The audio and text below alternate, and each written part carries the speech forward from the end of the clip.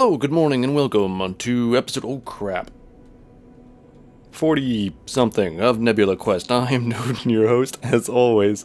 So, man, professional. I'm like, I just got home from work, I'm like, oh, perfect, I'm just gonna, nail out an episode, tomorrow's episode of Nebula Quest real quick, and then everything will be great. And I'm like, I start it up, I'm like, oh, I gotta upgrade. I'm like, oh, okay, so I'm like downloading, like, which, why is it? And if you don't play, I was gonna say if you don't play Nebula Quest, if you don't play Elite Dangerous, you may not know, and maybe, I don't know what it is, but it always seems to me that it takes ages for their updates to get going. I don't know if it's if they do a peer-to-peer thing, or if I don't know how it works, or how they do it specifically. But it's just ages. It'll be sitting there going it'll be 2 days until your download is complete. I'm like, how do we know how big the download is? Is it going to be 1,000,000 gigabytes? Should I have to worry about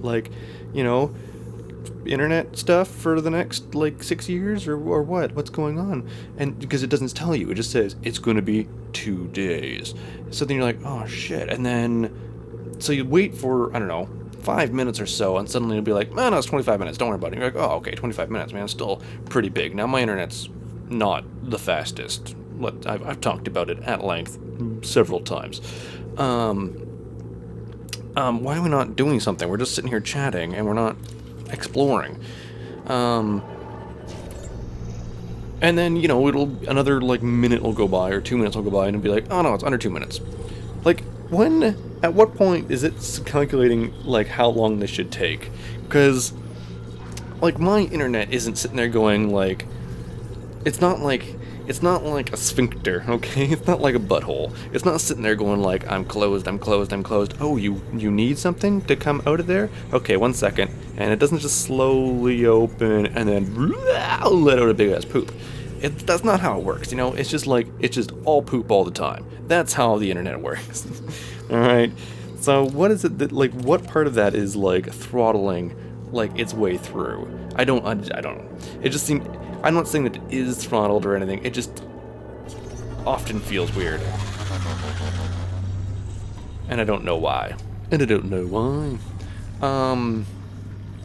Yes, anyways, so yes, hello, good morning, and welcome to, as we said, something 45? Is this 45 or 46? I think it's 46, if I had to venture a guess.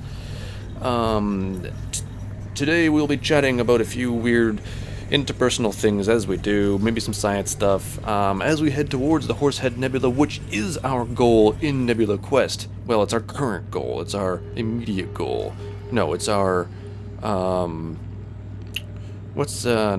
distant future, but our near future goal. We have daily goals, which are, met by seeing cool things. And we have distant goals, which is that big bastard right there. Where is it? Right here. Horsehead Dark region. Oh, nearly there. This whole Nebula region really is pretty cool. I mean, we're headed towards the Horsehead Nebula. But I mean, generally, we're just heading towards that large nebulaic region of space that is just oh so pretty. Let's head to the star, because it is on our way. 31 light years. Out of curiosity, and I would like to do this every once in a while, just to see how far we've come. Let's type in good old Sol and see how far away Sol is now. There she is, 517 light years. Not terribly far. What did I figure it was away? I think I ended up figuring at some point it's I think it's 2,000 light years to the Horsehead Nebula. I'm pretty sure. Let's bring up our friend. I haven't, as I thought I might, I should say I thought I might, as I was talking about last week, I have not yet created artwork or anything for bringing our good friend Siri here into a more obvious and integrated portion of the show, but one day, maybe. How far away is the Horsehead Nebula? Let me think about that. Okay. Okay, I found this on the web for how far away is the Horsehead Nebula. Let's just go to Wikipedia. Because nothing on that is giving me the information. You know, I just want an answer sometimes, Siri. 1.5 thousand light years. So we're a third of the way there. That's not bad. Yeah, we're getting there. We're slowly making our way. Making our way in the world today. It takes everything you got. Not really. I mean, it takes, like, a little bit. It's what we were evolved to do. Oh, alright, so let's talk... let's talk some science, just for a second. Just a brief moment of science. And while we talk about science, let us beep the beep. Because I forgot to do that. And we'll take a sip of our coffee as we hit the J button. Frameshift drive charging. Wait. I noticed this last time. Something was drastically wrong with our... Yes. Frameshift drive charging. In fact, I could probably put that all over to systems, because I do... Actually, you know what? Let's do that. Because I do nothing with my engines other than, like, hang out. There we go. 2 in engines, 1 in system. And that will be all frame shift charging speed all the time. Evolution. So, what was I talking about? I was talking with somebody yesterday, the day before, about... what were we talking about? 4, 3... I'm sure it was very important to the story. No, anyways, about, like, you know, working hard to advance in whatnot, and the measure of success, basically. Let's just say it was the measure of success. And maybe it's because, you know, maybe it's because I'm an anthropologist, but I immediately jumped to evolution. I'm like, by evolutionary standpoints, I have 2 goals in life, and that is to A, procreate, B, do as little as possible to procreate. And that is it. Like, laziness is how we've gotten to where we are. There is that species, yes, it's survival of the fittest. The fittest is whoever can expend the least amount of energy to get the most out of the environment that they need. And there's lots of different ways to do that. But that's one of the key driving things about evolution, is to try to, and especially in humans, to do as little as possible to get... Fuel scooping. Oh, cool, thanks. As much like calories, basically. Let's talk about, like, frankly, we're talking about food out of the environment. Because the more energy you have to expend, it means that's more energy that you need to recuperate, which means it's more energy that you need to get out of the environment. So, in a given environment, like, say, New York, no, like, say, the plains of Africa, the amount of energy that you, as an individual animal, let's say a bipedal monkey, to gather food, like, the less energy you have to expend to do that means the less the more energy you have available to doing all kinds of other things, like surviving other predators or developing, you know, complicated methods of attracting a mate. And actually, you see this quite a bit, actually, in the rainforest, for instance, especially amongst like some different birds. Hi, Cheese. Yeah, I'm right here. Oh, fuck! Ow! Ow! That was all nails. Ow! She's like taken to this cliffhanger thing where she's climbing the back of the chair all the time. And this time she decided to do that, but off the side of the chair and my leg. Oh, that hurt a lot. After like 5 years, she decides that she's going to be a climber. Anyway, so you see, like, really beautiful birds who have very complicated... I'm trying to remember what the name of the one bird is. Which I can't, but it's if I ever do, it's amazing. But they have very complicated, like, procedures of like dances and things like that they've developed to attract a mate. And each, like, variation, Bird's Paradise, that's what it is. Each variation of this of this bird. I don't mean species, but let's call it a species. Not species of bird. Is it species of bird? Sure, why not? Each breed, anyways, of these birds of paradise kind of have their own way of doing it. Some of them, do little dances, and some of them have like special plumage displays, or they build nests, or like special nests. So the easier it is for you to develop to get the food and whatnot that you need out of the environment, the more time you have for complex social creation, to develop culture, is what I'm saying. Like advanced grooming habits and things like that, which is, in apes, a very social thing, and is one of the biggest contributors to our culture developing at all. Is that we were social animals from very early on. We depended on our numbers for a number of reasons, but survival is the big reason, and amongst that became with cohabitation came the grooming habits and things like that go along. And then later on, as we had more time to continue to develop that culture, or we progressed to eventually being able to use tools and create fantastic pieces of art that now hang in the Louvre. Monkey to Louvre. I mean, it's a bit of a step, but that's sort of how it kind of worked. Anyway, so we were talking about some very, but on an evolutionary scale, talking about your advancement, like working hard, like to get ahead in this world. I'm like, no, my plan is to do as little as possible to get what I need to enjoy my life. Like, I don't need to strive for more, too much more than I have. Actually, I don't really need to strive for more than I have, because obviously what I have right now is meeting my needs as a human being. But I mean, a little bit more is always nice, right? And that's the human condition. Is that even if you're getting what you want, or not even what you want, but everything that you need, whether it's like a basic human rights needs or a social economic needs, that's great. But if you could have just a little bit more, so you could do a little bit less, you'd have so much more free time that you could go and do charity events or whatever. It's I'm going on a huge tangent here, but like justifying the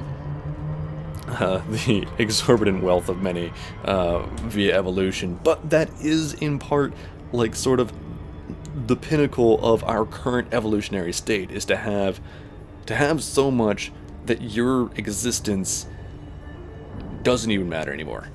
That you are so capable of taking care of yourself and your descendants and your descendants' descendants that you're essentially frameshift drive charging, like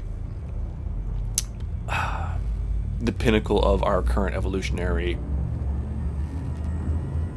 thing. Because people think of evolution generally, when they think of evolution, they think of evolution as and they're mostly right, but they think of evolution as a mostly physical thing. So we evolved to not need tails because we were spending more time on the ground and didn't need the tail for balance on tree limbs. I don't know, that's why people have tails, but that's let's just go with it for a second. And most people, and for the most part, that's not wrong to think about evolution as 20 new fucking objects within scan range? Holy shit!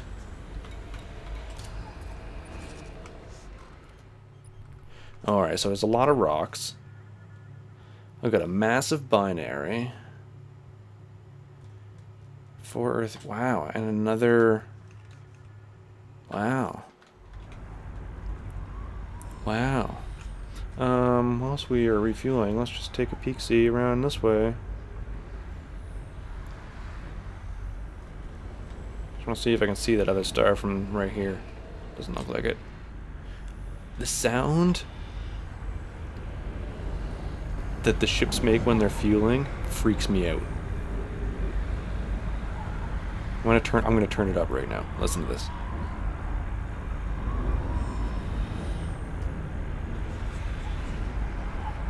Like the ghosts of like, it's like souls. I am fueling on souls that have been trapped in a dying star.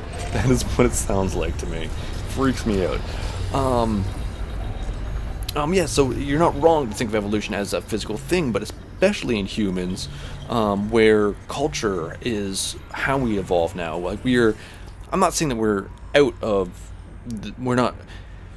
I have heard people say like, "Oh, we're not evolving physically anymore. We're evolving culturally," and that's it. I'm like, yes and no. Yes, culture is the major part that will advance us as a physical self. We are still physically evolving all the time, but it's at a hugely long, like, scale of things. Even cultural evolution. I mean, there's a lot that had to happen to get to where we are. Admittedly, cultural evolution still happens much quicker than physical evolution. Alright, I'll stop looking at the star. Goodness. But regardless, alright, let's look at some rocks. We can look at rocks. We can even discover rocks while we refuel. What was I talking about? Yes, so fuck, I don't even know. I went off on a tangent about cultural evolution, and that was the end of it. Brain just shut away. But that is the okay. So we're talking about evolution. Yes, but especially in humans, that is how we evolve. We evolved a cultural identity, and it is within that has allowed us to do crazy things like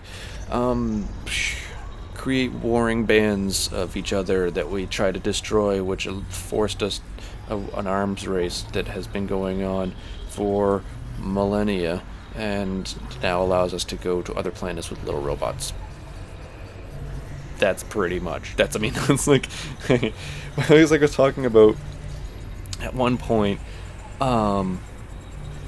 like so much of what we have now, and this is going to be a very, very loaded statement, but so much of what we have and what we can do and where we are in our existence completely has to do with the fact that we have arms and hands and things like that. Because without those, if we were slugs, we would have very little use for tools. Without tool use, and that's the big thing, is that tools, beyond everything else, like we developed in such a way that we were able to travel farther to get the whilst expending less energy to gather resources, which means that resources are fairly limited, especially when you're not like a hunter, following a herd of buffalo. We're just gathering heat at this point. I need to get out of this thing. Actually, let's just get out of this thing and then we'll discover these rocks once we're out. And that's it. We're not big predators by nature. We don't have big fangs or claws that would help trap animals. The big thing physically that we are developed for is to travel great distances whilst using as little energy as possible, so that we can gather resources that are far afield, that not everybody's using all the time. Get little bits from here and over there and whatnot where we can, and that's as humans, that's our big thing. We are developed to run really far, not so much so that we can chase down game, though that helps, but also just to run away from a cheetah, which is a great example. Cheetahs are stupendously fast. One, they've got to get in close, and we are bad at everything that has to do with seeing stuff, hearing stuff, smelling stuff, running fast for short distances, jumping. We're terrible at jumping. Like, from a physical standpoint, we are not good things to be. But we're really good at running long distances, so we can outrun a cheetah as long as we've got the space to get away from it. As long as we can get the fuck away from it. And not so much for... It's not great for outrunning predators, because we're not fast enough. Predators are designed to jump quickly and to outrun things, like to get in close and then pounce and kill and bite the neck or something like that. Humans, we are like pack animals, where we use our vocal cords to warn each other that there is a predator, and when there is a predator, we run very far away. We don't all survive necessarily, but the most of us survive, and that's the thing, is we can just continue to run. When we eventually do start actually, taking small game and things like that, like maybe an elk now and again, our big evolutionary thing was we could injure it, and then the gazelle would fuck off. It would run away. But we could just keep running after it. We could run after it, and long after the gazelle is tired from running and bleeding everywhere, which is very exhaustive, let me tell you. We can hopefully be close enough that we can gather a bunch of meat off of it before other, scavengers get there, because that's humans are generally. We're scavengers. For the most part, we found protein pieces in parts that other animals weren't touching, like the marrow of bones and things like that. Like, these were things that we developed tools to get at, to break bones and whatnot, in order to get at, these precious bits of marrow that other scavengers weren't, getting at. Actually, I watched something. What was that on? I think it was in a documentary or something like that recently, and it was this tribe in Africa that's still kind of around, that hasn't been murdered off, but they will actually wait for a lion, like a pack of lions, during on day kills, I should say. On kills they make during the day, it makes a big difference. They'll actually wait for the lions to make a kill, and then they'll rush in. So there'll be 3 or 4 of them, and they'll rush in, and they're they'll walk with confidence. And this is literally it. They will walk with confidence towards the lions. There's 3 or 4 of them, of these human beings, little tiny human beings. And the lions are sitting there going oh fuck, I mean these guys aren't even as scared. These guys gotta be bad news. And then they'll so they'll run off, not very far, but they'll kind of run off away from their kill, and the humans will grab their knives and they'll cut off a leg or something like that, get themselves a roast for the night, and then they'll leave before the lions go, wait a minute, these are just little humans, these are appetizers are stealing our dinner. So it's just really interesting to see that happen. Anyways, evolution, whether social or physical, very interesting. I really have made some amazing jumps between different things and different ideas of that. That's a whole nother planetary system right in front of us. This is a big system.